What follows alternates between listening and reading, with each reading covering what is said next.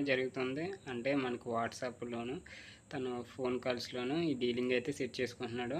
అక్కడికొచ్చి చూసుకుంటాకైతే ఏమీ లేదంట. హైదరాబాద్‌లో ఉందని చెప్పాడు కాసేపు, ఖమ్మం డిస్ట్రిక్ట్‌లో ఉందని కాసేపు చెప్పాడు. సో, రకరకాల మాటలైతే చెప్పారు. సో, ఈ స్కామ్‌ని ఎలాగైనా ఛేదించాలని పోలీసులనైతే నేను కోరుకుంటున్నా. ఎందుకంటే కొంతమంది కుర్రోళ్ళు తెలియకుండా అమ్మో! 30,000 రాయల్ ఎన్‌ఫీల్డ్ అంటే గబగబా అని అకౌంట్‌లో డబ్బులు కొట్టేసి తర్వాత తీరా చూస్తే నంబర్ బ్లాక్‌డు ఏమి ఉండదు. బొచ్చు బోషను మొత్తం ఎర్రి పప్పలు చేసి బోర్డు ఇలా తగిలేస్తారు. "అరేయ్! నువ్వు ఎర్రి పప్పు అయ్యావురా" అని తగిలేస్తారు. సో, అలా చేస్తారు స్కామర్స్ అనేవాడు. ఇప్పుడు కష్టపడే దానికన్నా ఇలా స్కామ్స్‌కే ఎక్కువ తగిలేస్తున్నారు డబ్బులు చాలామంది. మోసపోవడానికే ఎక్కువ డబ్బులు తగిలేసేస్తారు. అత్యాస. వచ్చేద్ది తక్కువ రేటుకి వచ్చేద్ది కదా అని అత్యాస అంతే.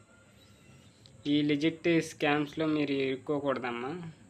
నా సబ్స్క్రైబర్స్ కానీ, నాకు తెలిసిన వాళ్ళు కానీ ఎవ్వరూ ఇరుక్కోకుండా జాగ్రత్త పడి